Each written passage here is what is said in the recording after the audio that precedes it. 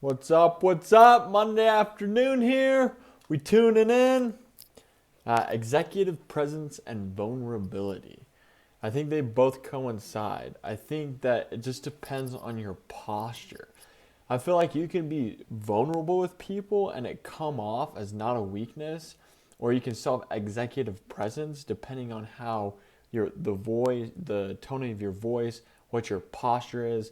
For example, like if you're trying to be vulnerable and tell someone a story, but you're all crouched over and like sad, like I don't know, type of thing, it's gonna come off worse. It's gonna come off as like, what the, like, this is weird, this is awkward. But if it's in a situation you have executive presence and you're telling this story, and your body posture and your tone of voice is like, yeah, this is the mistake I made, but this is what I did with the mistake, and these are things of what I could do to change. That vulnerability right there is like, okay, this guy still has executive presence. This guy still knows what he's talking about. It doesn't come off as like weird or awkward.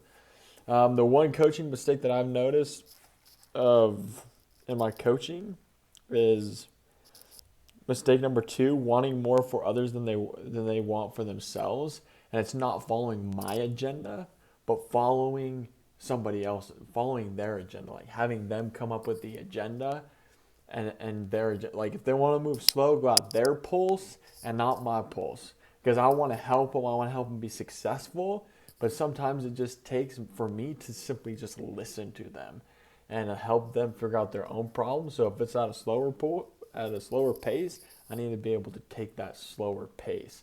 I think that's how I'm working on it, or going to work on this week, is just be able to say, hey, okay, this is where they're at. This is where their needs are. Okay, what's the pace? What's the vibe? Like, what's their agenda? What's my agenda? And how do I get rid of my agenda to simply serve them at a deeper level? My leadership style was a diplomat. The strengths of the diplomat is they're more social, fun, and work environment with their employees. One of their weaknesses is they don't want to make people feel uncomfortable or challenge them in certain situations. So the weakness, I mean, the strength is like, yeah, that's awesome. Like, everybody wants to work for a fun, social boss that has deep interpersonal relationships with you. But also, a boss needs to challenge their employees, and I think that's the diplomat style. And the weakness is he might avoid uncomfortable situations or pushing employees simply on the aspect of like just not wanting to feel uncomfortable. And so I think that could be one of the weaknesses of my leadership style. A couple of things I've noticed working on my executive presence is I don't wear a hat anymore. I used to wear a hat backwards all the time. But I think that's one thing that is like, people looked at that and said, okay, this guy's a punk.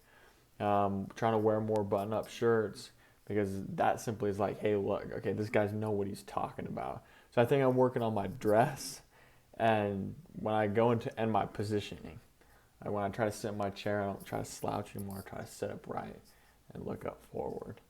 So that's all I got for you on this Monday. Peace.